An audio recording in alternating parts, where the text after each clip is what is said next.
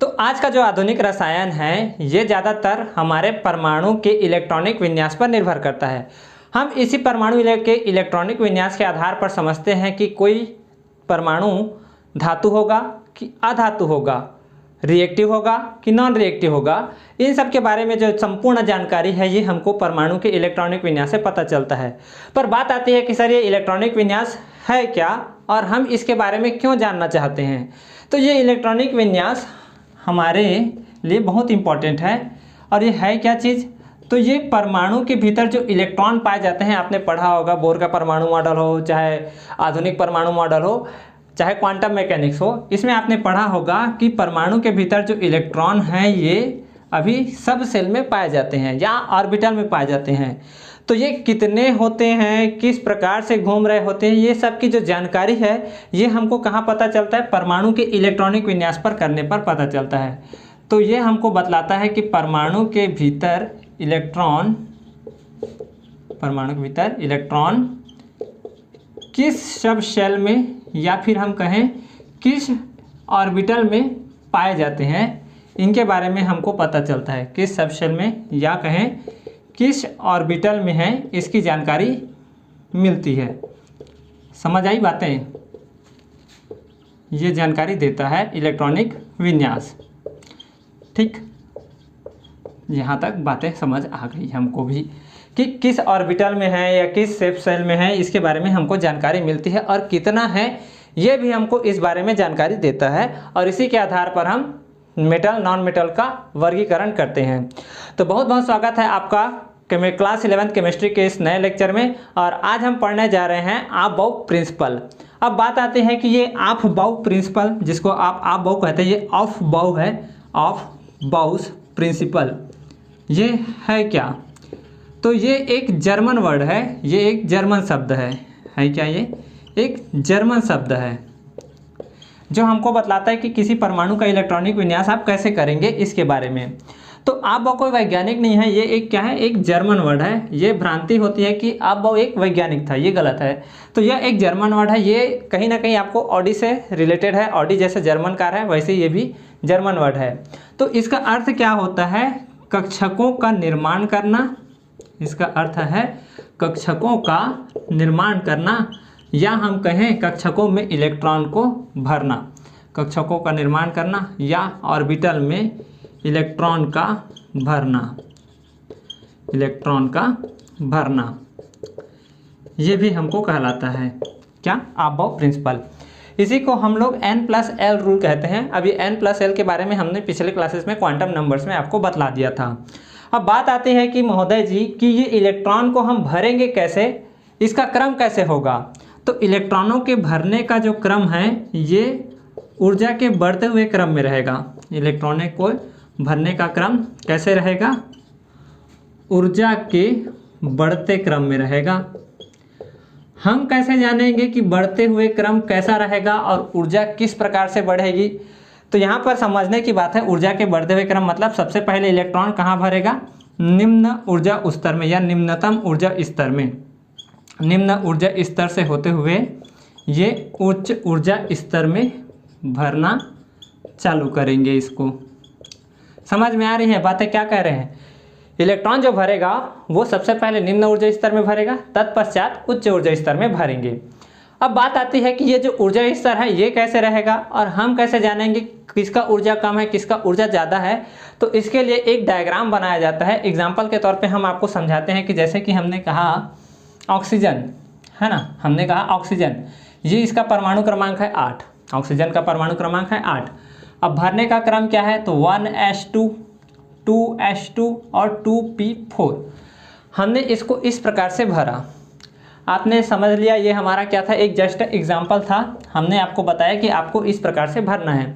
पर हमने 1s में फिर 2s में फिर 2p में ऐसे कैसे जाना कि आप इसको किस प्रकार से भरेंगे। तो इसके लिए एक नियम आता है, इसी को हम n+l रूल कहते हैं। n+l रूल कहते हैं।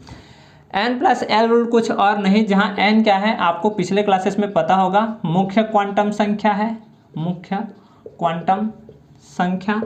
और l क्या है, तो ये है हमारा द्विगंशी या जिसको आप एजीमुथल भी कहते हैं, क्वांटम संख्या है। ठीक है, यहाँ तक बातें क्लियर। अब इन्हीं के दोनों की संख्या को ऐड करके जो मान आएगा, जो वैल्यू आएगा, वही हमको क्या बतलाएगा, इलेक्ट्रॉन की एनर्जी को बतलाएगा कि किसकी एनर्जी अधिक होगी और किसकी एनर्जी ज़्यादा होगी।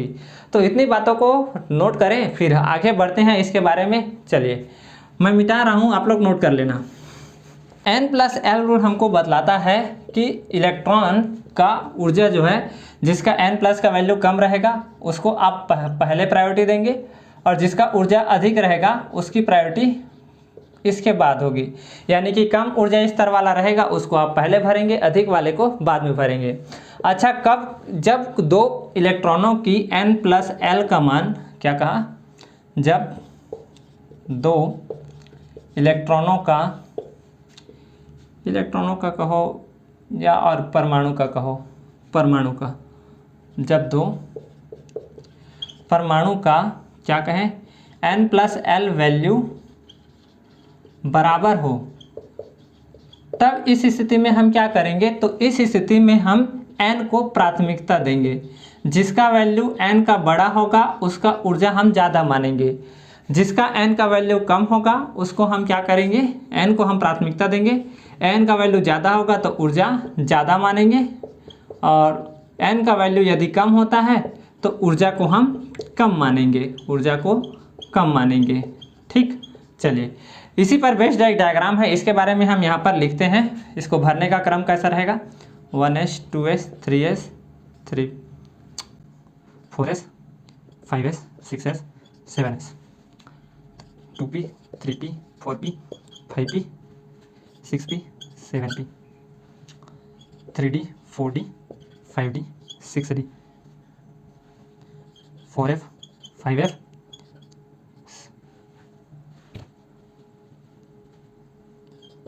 4f 5f। ठीक है, तो इस प्रकार से चलेगा, ये अनंत तक चलेगा, लेकिन हमको इतने से ही काम चला लेंगे।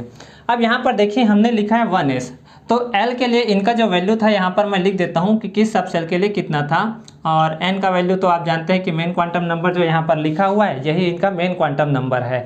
L का वैल्यू किसके लिए क्या होता है यहाँ पर मैं लिख देता हूँ, ये सब सेल S के लिए, P के लिए, D के लिए, F के लिए कितना कितना होता है सभी के लिए लिख लीजिए। इसका होता है 0 1 2 और 3। अब यहाँ पर चेक करना, इसके लिए जो N+L का वैल्यू है, 1s के लिए हम कह रहे हैं कि 1s के लिए N+L का जो वैल्यू है ये कितना होगा, तो N का वैल्यू होगा 1 और S का वैल्यू होगा 0। तो इस प्रकार इसका वैल्यू कितना हो जाता है, 1s, मतलब 1 हो जाता है। तो आप किसको पहले भरेंगे, 1 को पहले भरेंगे। अब चेक कीजिए 2s को, तो 2s और 2p को चेक कीजिए। किसको चेक करना, पहले 2s को, तो इसका वैल्यू N का 2 और S का वैल्यू यहाँ पर 0, क्योंकि L के लिए क्या होगा 0, तो इसका वैल्यू आया 2। और बात करते हैं यदि 2p की, तो यहाँ होता है 2 + 1, तो कितना हो जाता है 3, क्योंकि p का वैल्यू यहाँ पर हमने क्या लिया है, 1 लिया है L के लिए। तो एनर्जी किसकी कम है, 2s की, तो किसको पहले भरेंगे, 2s को। अब यहाँ देखते हैं 2p और 3s को, 2p और 3s को, तो 2p में भी वैल्यू कितना आया, N+1 का, N+L का 3, और 3s के लिए हम चर्चा करें तो 3 + 0, इसका भी कितना आया 3। अब यहाँ पर तो दो वैल्यू बराबर हो गया, दो वैल्यू क्या हो गया, बराबर हो गया। तो इस स्थिति में हम क्या करेंगे, इस स्थिति में हम क्या करेंगे, इस स्थिति में हम n को प्राथमिकता देंगे। तो n का जिसका वैल्यू कम रहेगा, यानी कि 2 का वैल्यू कम है, 3 का वैल्यू ज़्यादा है, तो हम 3 को बाद में भरेंगे और 2 को पहले भरेंगे। तो 2p से हम कहाँ भरेंगे, 3s में। ठीक, अब अगला आते हैं हम 3p और 4s में, सेम का सेम कहाँ पर, 3p और 4s में। 3p में भी वैल्यू देख लीजिए कितना आएगा, 3 + 1 = 4 N+L का, और 4s का भी देख लो तो ये कितना आएगा, 4 + 0 4। तो फिर से दोनों का वैल्यू कॉन्ट्राडिक्ट हो गया, तो यहाँ पर हम क्या करेंगे, 3p को पहले भरेंगे फिर 4s को। अच्छा 3d को क्यों नहीं भरे, 3d को क्यों नहीं भरे, तो देख लीजिए N+L 3d के लिए वैल्यू कितना होगा, तो n तो हो गया 3 और L कितना होगा 2, तो कितना हो गया 5, और इनका कितना आ रहा था 4। तो इस स्थिति में हमने इसको 3d को बाद में भरा। तो इस प्रकार से आप बढ़ते चलेंगे और इसको आप इस प्रकार से भरते चलेंगे, 3d के बाद 4p, 4p के बाद 5s, ऐसे ही 4d के बाद 5p, 5p के बाद ये है ना, इसके बाद आप भरेंगे 5 6s के बाद 4s, ऐसा ये, और इसके बाद ये ऐसे। ठीक है, तो ये भरने का आपका क्रम रहेगा। तो मैं यहाँ पर कुछ डॉटेड स्ट्रक्चर बता देता हूँ, पाथ कुछ इस प्रकार से चलेगा आपका, मैं इनको मिटा देता हूँ। ये कुछ इस प्रकार से ऐसे चलेंगे।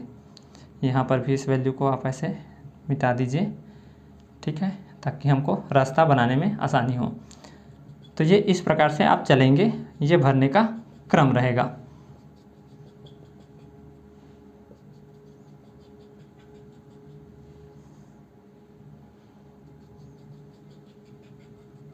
ठीक, इस प्रकार से आप भरते चलेंगे। आगे और भी इलेक्ट्रॉन आएंगे तो उसके लिए भी आप ऐसे ही भरेंगे।